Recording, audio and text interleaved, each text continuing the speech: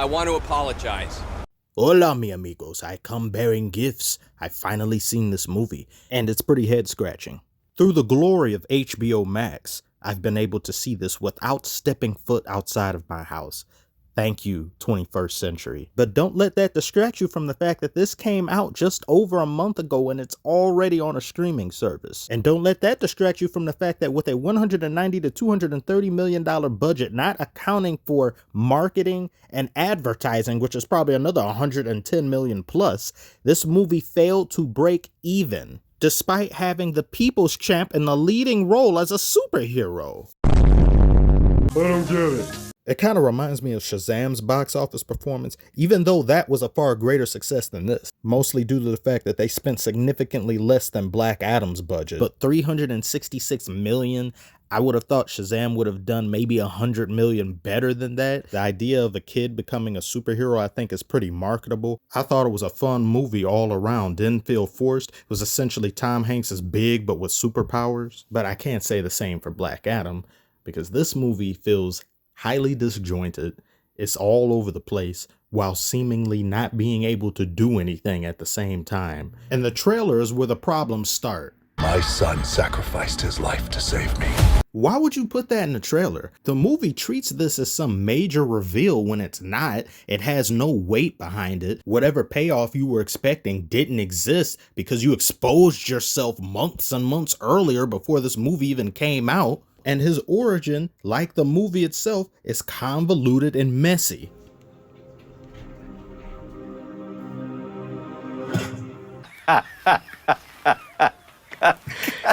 Narrated by this pest of a character whose dialogue ranges from obnoxious hero worship to freedom fighter soapbox speeches. No, what you are is a neo-imperialist enforcer from halfway around the world, sent here to steal my country's natural resources, strip mine our sacred lands, pollute our water, oppress our heritage, and make us wait in lines all day. He poisoned our water supply, burned our crops, and delivered a plague unto our houses! I think it's funny how he mentions waiting in line last, like that's the absolute last straw. You want to colonize my people? Okay. You want to put them in bondage? Okay.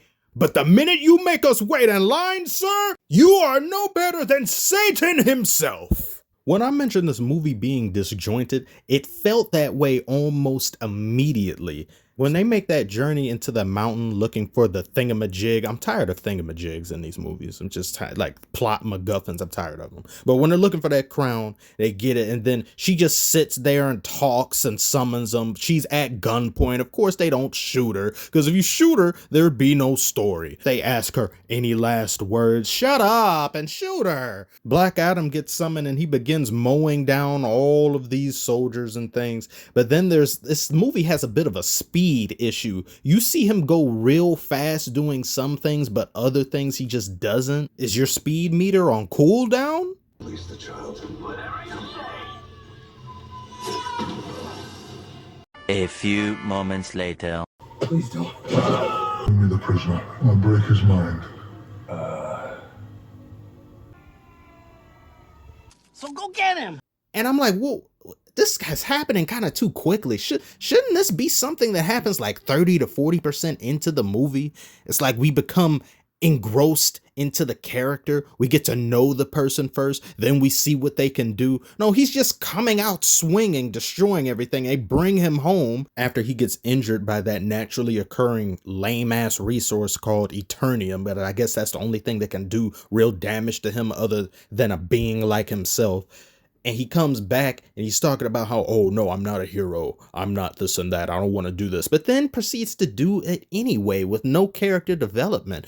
When did you make the switch from neutral to I'm saving people? He goes back and forth. I'm not a hero, but he's saving people. Then he saves people while he's saving them. I'm not a hero. The kid starts saying, you need a catchphrase. You need a new name. You could be famous. You could be this and that. He doesn't respond well to any of that, but then he just starts forcing a catchphrase like, when you tell them the man in black did this. Where did that come from? When did you get from point A to point B? Where's the characterization? He's just so bubbly now. He's bubbly at random, but there's no need for you to be. Where was the build up? Where's the change?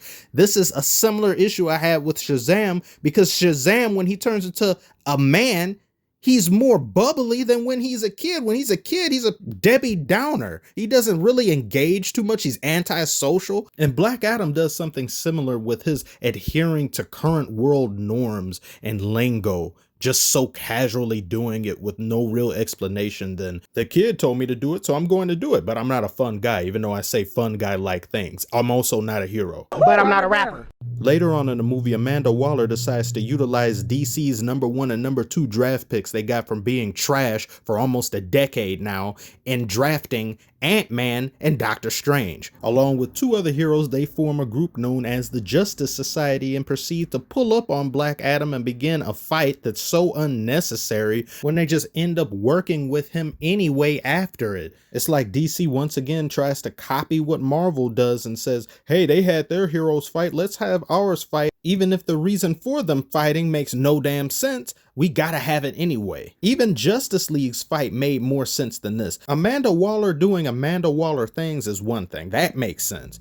But her sending them here under the illusion of them protecting this country, when the guy you just saw, he just killed a bunch of mercenaries and hasn't done anything since, but we're here to make him come back with us as prisoner and be locked up. You think he'd go for that?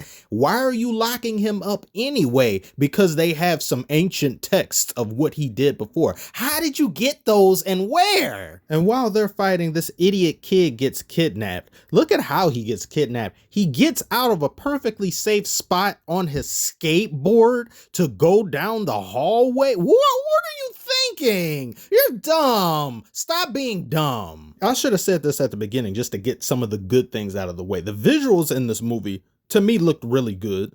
The slow motion was a little bit too much. It was just spammed too much towards the ending. And I think The Rock did a solid job. His role didn't require too much in the way of acting, but he did what he needed to do, and I think he did it pretty well. I mean, and the visuals as well. Look at the visuals. Look at the raw. Look at the emotes.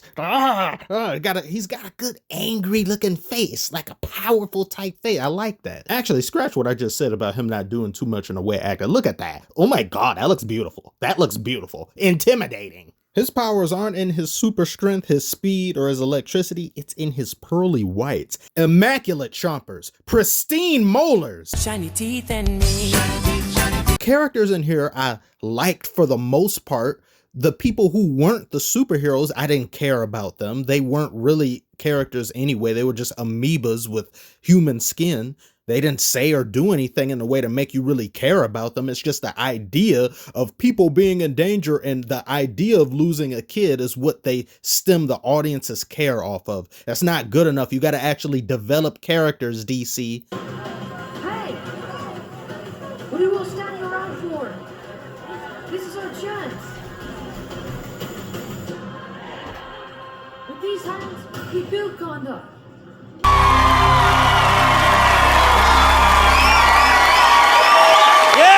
Ugh, that kid is insufferable. Kind of like Dr. Fate's death. He just stood there and let his guts get scorched. And this man can see the future? If you could see the future, couldn't you have avoided this? They took the Doctor Strange issue in Infinity War with him seeing all these different possibilities and the issues I had with that, because that in and of itself had a bit of like plot-induced stupidity. And they said, let's do that in here, but even worse, because the guy had everything under control. All you had to do was keep spamming clones at him. He was having difficulty keeping up with which is which. He was getting overwhelmed, but I guess you just ran out and the movie has to end. So let's get this out of the way. Black Adam gets locked up, but they lock him up just to let him back out. What was the point of this? This seemed so tirelessly stamina draining. You saw this happen in your vision. You talk about over and over. They talk about Hawkman's death, or, oh, he's going to die, but I have to prevent it. But you saw this and was like, okay, you just felt like dying. There's no reason why this should have happened. He could have let them all fight and they still would have survived. This was the dumbest thing you could have possibly thought of. This is so stupid how he went out. And then Hawkman puts his helmet on and is able to use his powers at will because he's like, oh, an old friend taught me this. No, he didn't. The director taught you. This is nonsense. It makes no sense whatsoever. Just have to, like, what is up with these superhero movies and endings? The third act is always the worst act. It's so much shit thrown on screen. It's just like, fuck it, get here, let's get the movie over with now. Now, it's expensive as hell. We need to end it as soon as possible. It doesn't matter. Have all these people fight the undead from hell and everyone's able to fight off zombies that can't die, immortal zombies. You guys need to be drug tested. And then the helmet freaking disappears? What is happening? What? Dr. Fate, he used your powers better than you did. How is that possible? How is this happening? Why did you die? Why? You just wanted to quit the game, is that it? You wanted to turn it off. You don't have a memory card. You just, hey, just get me out of here. It's been a while since anyone's made the world this nervous.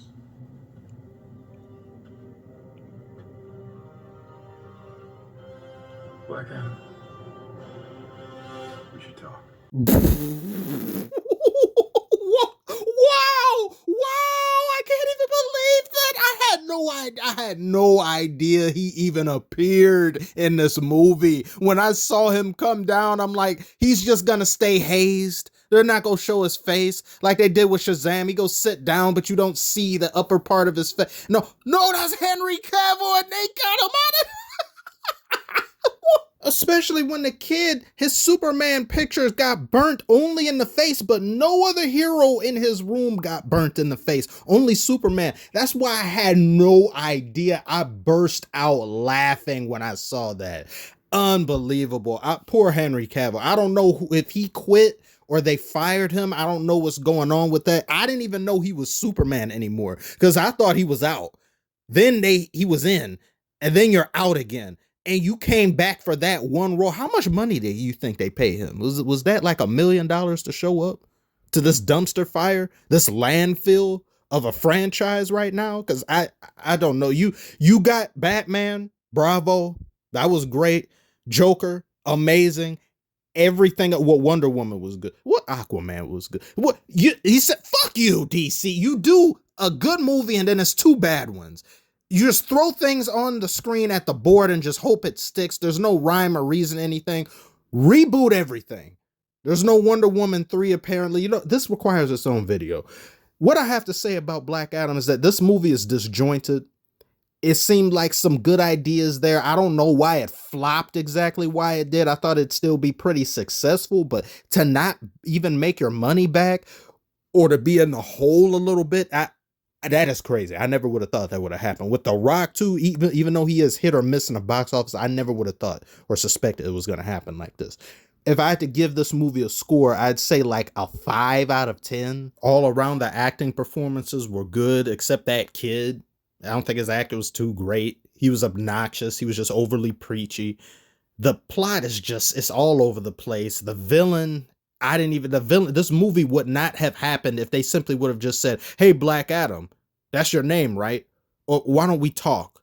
That's it. The movie is over. Or better yet, don't just immediately attack him the instant you see him with no rhyme or reason, no explanation. It's just so much plot and stupidity in here, masked behind some pretty great special effects, in my opinion. But that's it. This movie's a special effects with The Rock as a countermeasure to keep people engrossed into a hero that the average person doesn't know about. And that's it.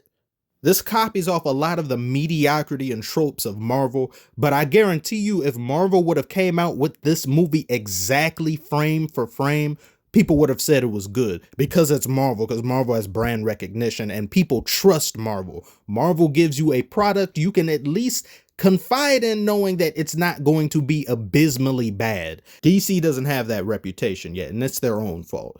But a video of that, of course, I will be making sooner rather than later. So I want to thank you so much for watching. Did you see Black Adam? Do you plan to see it? If you haven't seen and want to see and you have HBO Max, do look at that. And they didn't even pay me to say that because I don't have sponsors. But that would be nice.